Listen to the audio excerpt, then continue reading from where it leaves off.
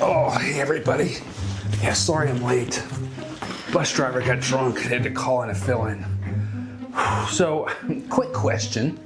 If you spent $800 billion a year on something and the results kept getting worse, would you maybe ask a few questions? Or would you just keep doing the exact same thing for 40 years and hope algebra magically fixes itself? Because that's basically American school system right now. Standardized tests down, reading levels dropping, math scores sliding like a kid on a cafeteria milk spill. And yet somehow the bureaucracy keeps growing. The rules keep multiplying, and the kids still can't balance a checkbook. Wait, Dad. Yeah. I forgot something. Oh yeah, this is always teacher's pet, right? Welcome back to Waffle Ladders, the show where we climb the ladder of uncomfortable truths with a big dollop of sarcasm. And today we're climbing through the mostly failing American education system. Let's climb the ladder.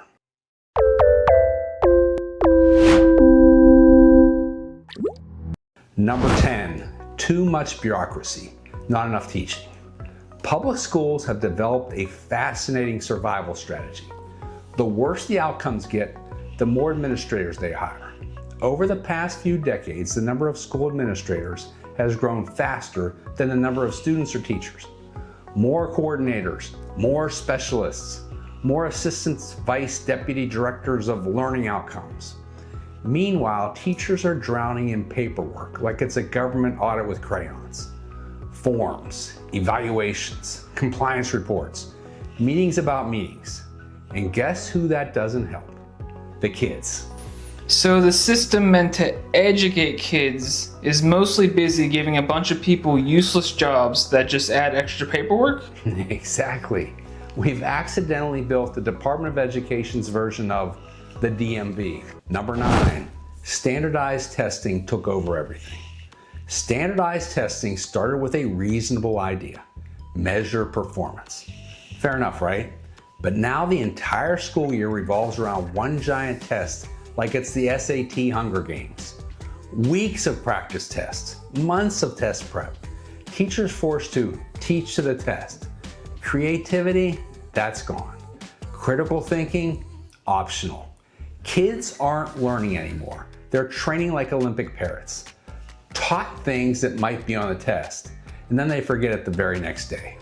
I remember filling in bubbles for like 3 hours. Yeah, if bubble filling were an Olympic sport, American students would be absolutely unstoppable. Number 8, schools don't teach real life skills. Here's a fun experiment. Ask a recent high school graduate how to file taxes, budget money, apply for a mortgage, use one of these, negotiate a salary. Then ask them to diagram a sentence or explain the mitochondria. Guess which one they remember?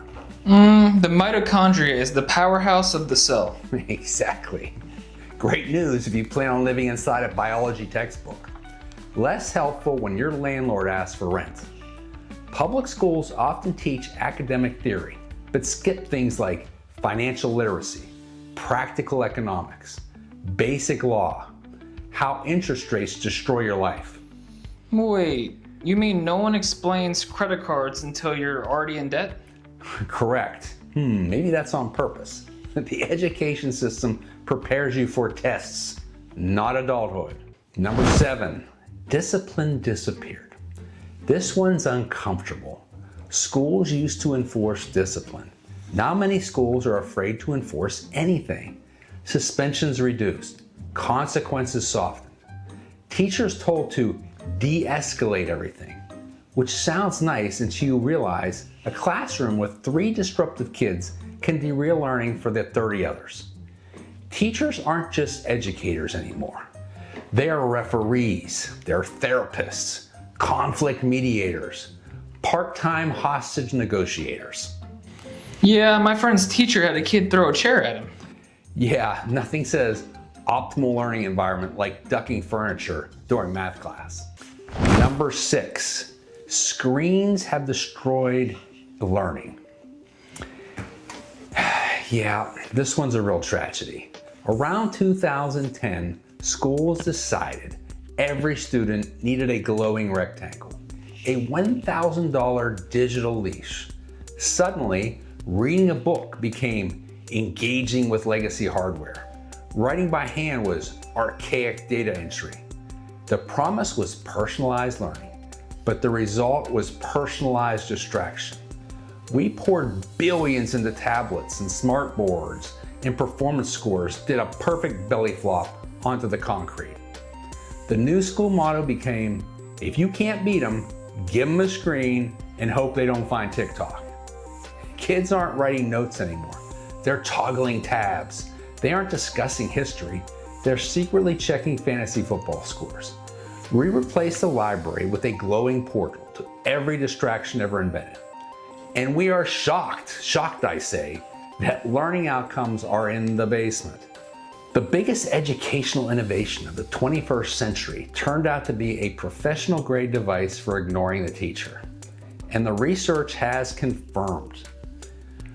The more screens, the less competent the student outcomes.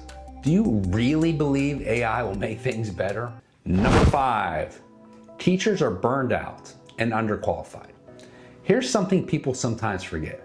Most teachers start out wanting to help kids, and then they encounter endless paperwork, classroom chaos, pressure from parents, pressure from administrators, pressures from standardized testing. No power. They literally can't do anything but tell the kid to leave. When I went to school 100 years ago, there was a paddle hanging on the wall in every classroom. And believe me, those classes rarely had any issues. Eventually the job became 80% survival, 20% teaching. And the best teachers often leave. And the teacher pipeline? Typically, unfortunately, education majors are in the lowest 25% of all majors entering college by SAT reading scores. So the lowest common denominator is teaching our young. Plan for success? No. So the people actually teaching kids are the most exhausted and below average. Yep, sad but true. Number 4, funding doesn't equal results. Here's where things get weird. The US spends more money on public education than any other country, and yet outcomes often lag behind and are falling. Why? Because money alone doesn't fix broken systems. If funding automatically solved problems, the Pentagon would have the most efficient organization in human history. Here's a graph with growth in school job categories since 1950. Check it out. 100% growth in students, 243% growth in teachers. Okay, seems reasonable. Over 700% growth in administrators. That is ridiculous. These people aren't into learning. They stand in the back rooms. They're at the front desk.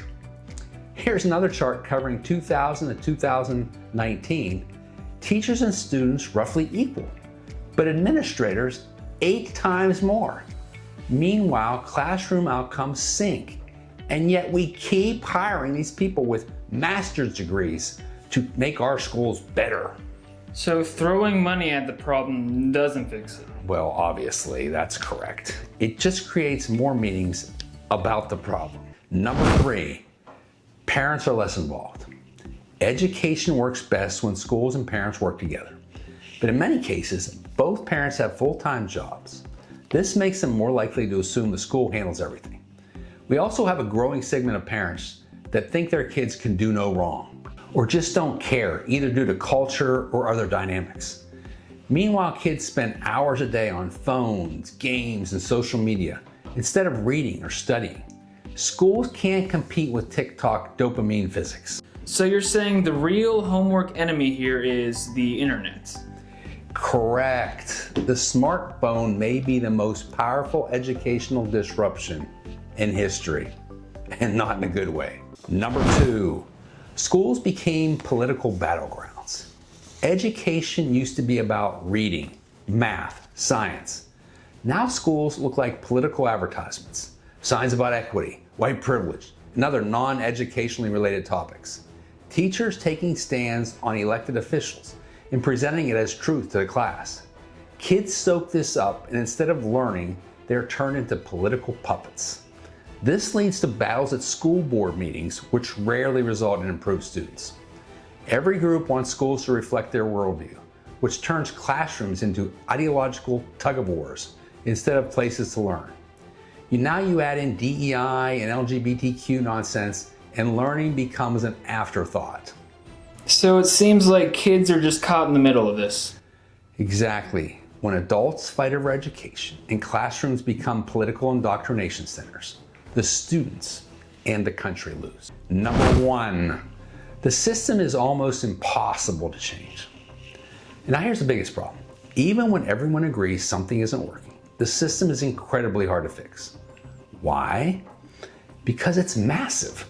Thousands of districts, millions of employees, layers of regulations. Every reform hits resistance from somewhere.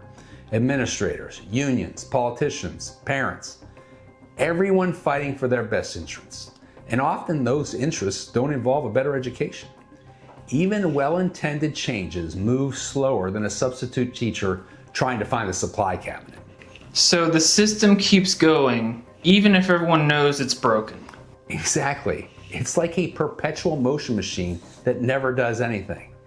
And agility is not its strong suit. It's designed for permanent existence. Well, there you have it. Now let's be fair. There are great teachers out there, great schools, great students, but the system itself is struggling. And the longer we pretend everything is fine, the harder it becomes to fix. Education should prepare the kids for the real world, not just multiple choice exams and cafeteria pizza economics. So what's the solution? Honestly, I'd get my kids out of public school. The only way to affect change is with your feet. Walk away from the nonsense. Force them to change from sagging demand. Well, if you made it this far, hit that like button and subscribe to Waffle Ladders.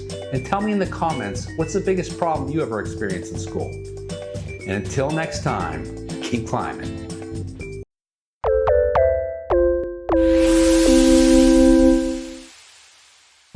And in the morning, I'm making waffles.